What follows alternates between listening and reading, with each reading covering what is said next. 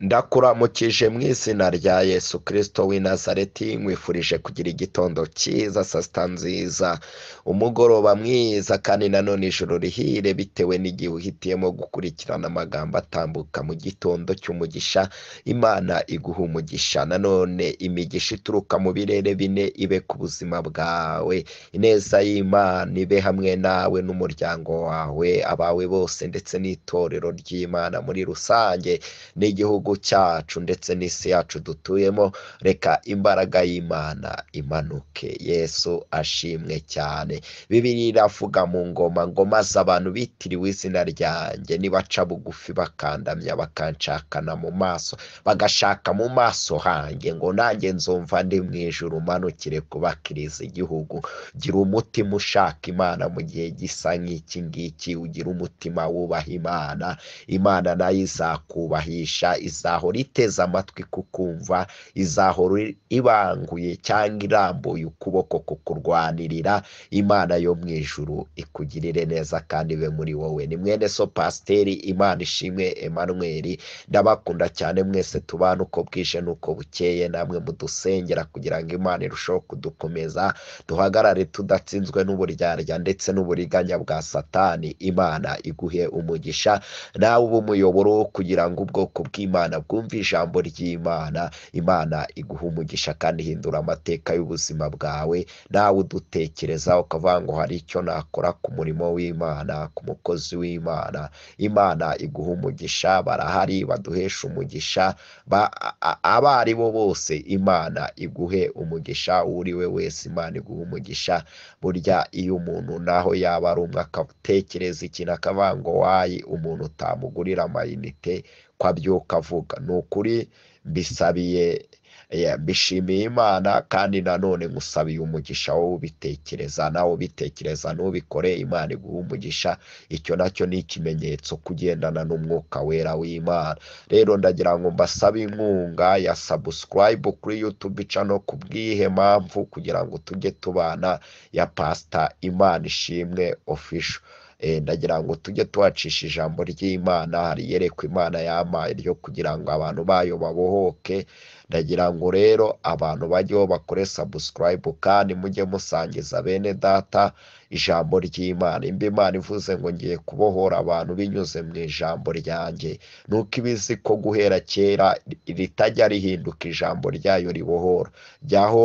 Jyaho ukore subscribe. Hariho ikiganiro kimwe uyu munsi wa none tuvugana, ariko turi gupanga kwacisha iyerekwa Imana yaduhaye. Udushyigikire ukanda subscribe, unaba umuyoboro kugira ngo bene so nabo babohoke, ubasangiza ukora icyo bita share. Imana yo mu ijuru itugirire neza. Ni nkaho ari urusengero cyangwa cano, tuyite cano nk'uko babyita, Imana iduhaye kugira ngo tujye twumviraho ibyo abantu. Hari igihe umuntu atakubwira icyo uzira kubw'iyihe mpamvu, ashobora kuba wenda nawe atabizi, cyangwa icyo uzira nawe ari cyo azira.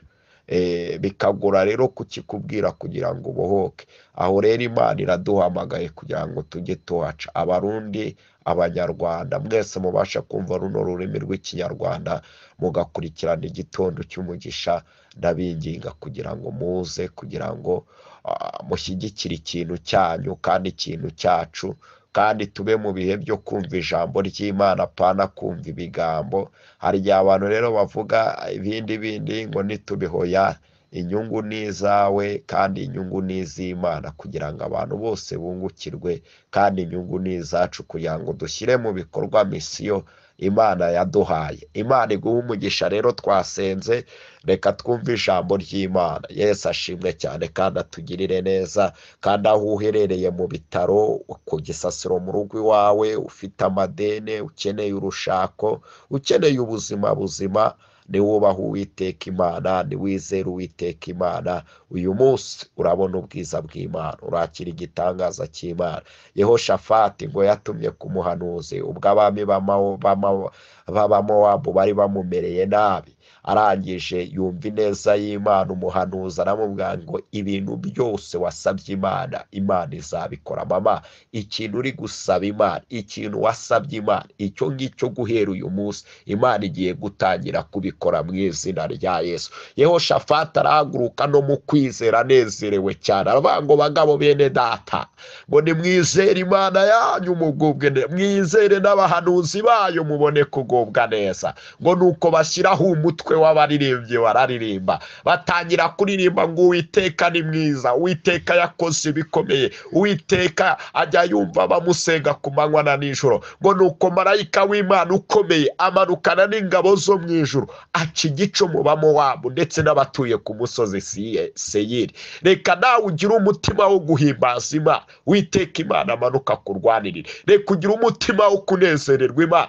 reka ugire umutima wo kubaha Imana, reka ugire umutima wo kongera kwihana ibyaha, wongera ugaruke ku rufatiro. Uwiteka Imana arakurengera muri ayo makuba ubayemo, aragukura muri ako kasho k'ubuzima ubayemo, aragukura mu businzi, mu busambanyi, aragukura mu byo ukora biteye isoni nawe byakurambiye, ariko ukora wiherereye kugira ngo abantu batakubona kubwo gutinya amaso y'abantu. Ariko shuti, uyu munsi nutinya amaso y'Imana, Imana irakugirira neza, Imana irahindura amateka y'ubuzima bwawe mu buryo bw'umwuka n'ubw'umubiri. Imana yo mu ijuru ishimwe cyane. Bibiliya iravuze mu gitabo cy'Abakorino ba mbere, n'amagambo Pawulo yandikiye Abakorino 3:16 kugeza kuri 18, biravuze ngo nimuzi yuko muri urusengero rw'Imana, kandi ko umwuka w'Imana uba muri mwe.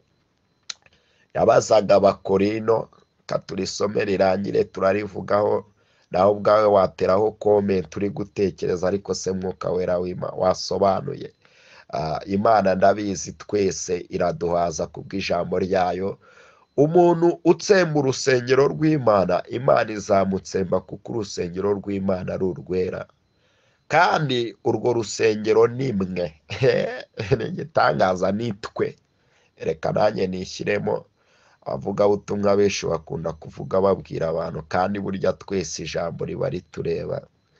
Ntihakagire umuntu wishuka, umuntu wese wo muri mwe niyibwira ko ari umunyabwenge ku by'iki gihe, aba umuswa kugira ngo abone uko aba umunyabwenge nyakuri. Uyu murongo nawukunze cyane, nubwo mwuka wera yamase kuvuga ku murongo cyane cyane wa 16 na 17, ariko wa 18 nge nawukunze, numvaga ari njye uri kubwira, uri guhugura njyewe. Iby'Imana yadukoresha byose. Hari igihe rero n'umuntu aza akigira umunyabwenge, akaba umunyabwenge pe, akumva ko abantu bose abarenzeho, akumva ko ibitekerezo bye ari byo byakemera. Bibaho. Akumva ko kuba yageze mu gashorishori ari n'Imana imuzamuye, ari ubwenge bwe, ari amashuri ye. Ariko reka mbabwire, urwego rwose wagira, ujye umenya yuko urwego rukozwe n'utugazi cyangwa esikariye. Kamwe gashobora gucika ugahananuka, utanahananuka akugiye gufataho kakagukobora ukakura imvune. Ibyo bintu mujye mubizirikana. Niwumva ushaka kwishyira hejuru, reverasi itangwa n'Imana, kuko bibaye ari iby'umuntu ntawagira uburwayi bwo mu mutwe ngo bamujyane Indera. Hariya hari abadamu bavutse neza, biga neza, bavutse mu miryango myiza, barya amafi banagwa amata. Hariya hari abarwayi bo mu mutwe, bafite uburwayi bwo mu mutwe, beza b'igikundiro, banafite tabi. Ureke kwirata ngo bwenge. Umuntu asanga yigize ndajuwa, ngo ntari na cyakoreka, akigira umunyabwenge, ngo ni njyewe ugize aba bantu, ngo ibitekerezo. Reka babwire, umuntu ushaka kwigira umunyabwenge ntashaka ahinduka umuswa, niko ijambo rivuze. Ni ikihe Bibiliya ishaka kuvuga? Nuko referasiyo, ubwenge ukoresha muri ibyo ukora, n'Imana ibiguha. Hari umugabo w'umufizisiye bamwita Nicholas Tesla, yapinze Imana cyane, arayipinga, ntiyamenya ko Imana yamuhaye ubwenge. Ariko Imana ituma apfa nabi, apfira muri laboratwari bamukuyemo hashize nk'imyaka. Babimenye kera. Yumvaga ko Imana itabaho, undi nawe ni umuyuda yashatse kwigira umunyabwenge ariko ibyo byarangiye bamwita Karl Marx, nawe yavugaga ngo Imana no gupinga iby'abarokore yigira ubwenge bwinshi ariko nayo ibye byarangiye uko. Ndetse mu isi y'abazima hari uko byarangiye no mu isi y'umwuka. Reka babwire, nimugahinyure cyangwa nimugatuka umwuka we, aho ngaho twikomereza. Bibiliya ni gute ivuze? Iravuze ngo nihakagira umuntu wishuka ngo umuntu wese wo muri mwe yibwire ko ari umunyabwenge ku by'iki gihe. Arya abantu bigira abanajuwa bagacora. Rero nge nkunda teoloji, ndayikunda cyane, nubwo abantu bateraho ngo abantu bize teoloji ngo ububona hoya nyine baba baramenye ibyo mutamenye. Bivuge ngo umuntu bihinyura abarinjije, ugasanga umuntu nta kintu azi, wajya no kumusobanurira ngo reka ngo nuku nguku, agasanga yigize umunyabwenge. Ariko teoloji igira terime bita typology, yenda nko gushushanya uburyo Imana ishobora kwerekana uburyo ikoramo. Rero abahanga barebye bigize abanyabwenge ngo bareba igihe Imana ngo yamarishije Abisirayeli, Yesu ashimwe cyane, muri Egiputa mu myaka igera muri 400. Nanone bavuze ngo kuva muri Maraki kugera muri Matayo barabibara ngo nabyo ni 400. Batangira kubeshya abantu. Yesu araza muri Maraki, baravuga ati ubwo bibaye kabiri. Barabara ngo guhera mu mwaka w'1600 bahita babeshya abantu. Abantu bo mu 1600 bigira abanyabwenge ngo mu mwaka w'2000 sizarangira. Mwebwe se nimubizi? Abo ni abantu bigize ikibazo. Iyo wigize umunyabwenge usigara uri gukora wenyine, n'uri gukorana n'Imana itanga ubwenge. Akenshi ni naho hava kuvangirwa. Imana itugirire neza. Ni ukuri aha hantu uwite nciye bugufi, nzahore nciye bugufi. Yesu ashimwe cyane. Haleluya. Kandi hari icyo ukorera abicishije bugufi. Bibiliya yavuze ngo nimuzi yuko muri urusengero rw'Imana kandi umwuka w'Imana ukabuba muri mwe. Hari abantu rero bajya bansesa ngo bagiye gushaka Imana, bakirirwa mu misozi bagahura n'abapfumu n'abarangi n'abakonikoni babasenyera ubuzima, babaka ibitambo, kandi igitambo cyatanzwe ni Yesu Kristo.